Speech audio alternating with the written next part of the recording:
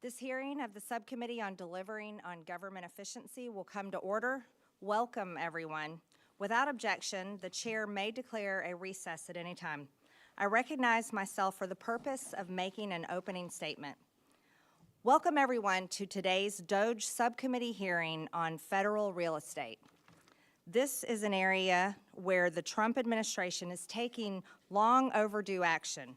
The federal government owns a massive real estate portfolio of more than 250,000 buildings. No one knows how much of this real estate is actually being put to use or what it's worth on the open market.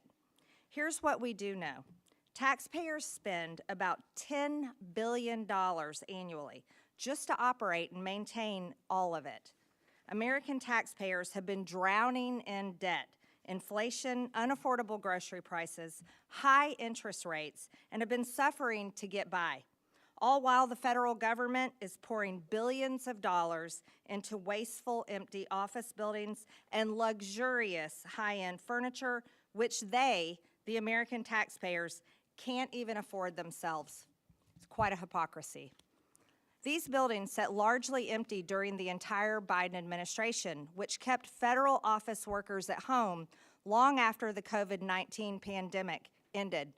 By the way, truck drivers, first responders, so many people worked during the pandemic, but federal workers could stay home, and these federal buildings sat empty. Here in D.C., GAO found in 2023 that the vast majority of federal agency headquarter buildings were less than 25% occupied, some much less. Meanwhile, from 2022 to 2024, the backlog of deferred maintenance on the aging buildings the government owns grew from $216 billion to $370 billion. That's more than $1/3 of $1 trillion it will cost to restore them if we don't sell them. What's worse, aside from paying for useless leases and allowing federal buildings to decay, the Biden administration spent billions on high-end furniture for empty buildings during the pandemic. No one was sitting in those chairs or at those desks. Our witness from Open the Books will testify to that. It is only now, under the Trump administration, that we see a light at the end of the tunnel.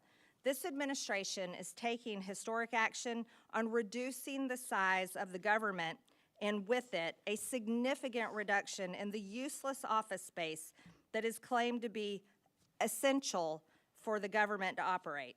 GSA has established a goal to reduce the size of the federally owned real estate footprint by 50%. This is a massive real estate auction. The President issued an executive order instructing agencies to update their property inventory and to determine which of their government-leased or government-owned spaces they don't need. In just the few months since Inauguration Day, DOGE and the General Services Administration have sold off several federal properties and worked with agencies to eliminate hundreds of unneeded taxpayer-funded office leases. More specifically, they've canceled nearly 700 federal leases of 7.9 million square feet of space, saving taxpayers around $400 million. One of the canceled leases was a nearly $250 million 15-year lease at a luxury office building on Pennsylvania Avenue to house Voice of America and the United States Agency for Global Media. The Biden administration signed the lease late last year, sticking taxpayers with the tab. It's one of the fanciest office buildings in the city. You can see of the building on this poster board.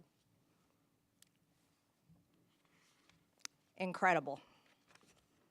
Furthermore, this beautiful building had zero broadcasting capabilities, a capability one would think would be essential for a broadcasting media agency.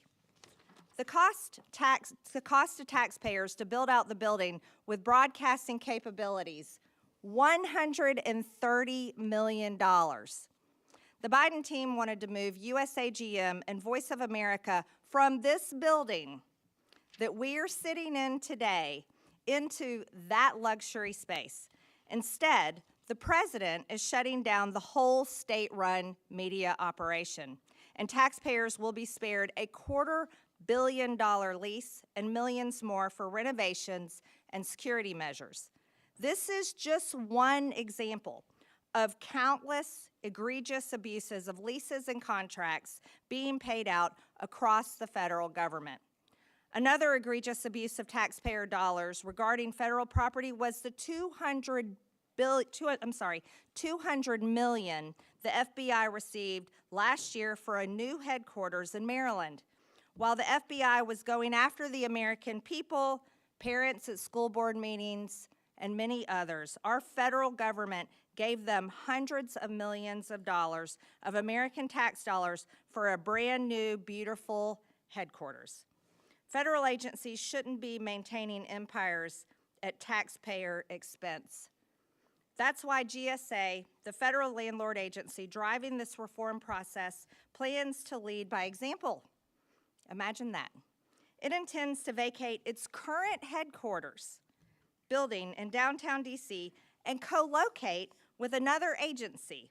Then it will sell the GSA headquarters. Before I close, I'll note that Congress also acted on this front in January. We passed a law requiring federal building occupancy to be tracked and for low occupancy buildings to be sold. But it will take a willing partner in the White House to implement that law and to take other steps to shrink the federal real estate empire. We now have that partner, and I look forward to working with the Trump administration and DOJ to finally right-size the federal real estate footprint. And with that, I yield to Ranking Member Stansbury for her opening statement.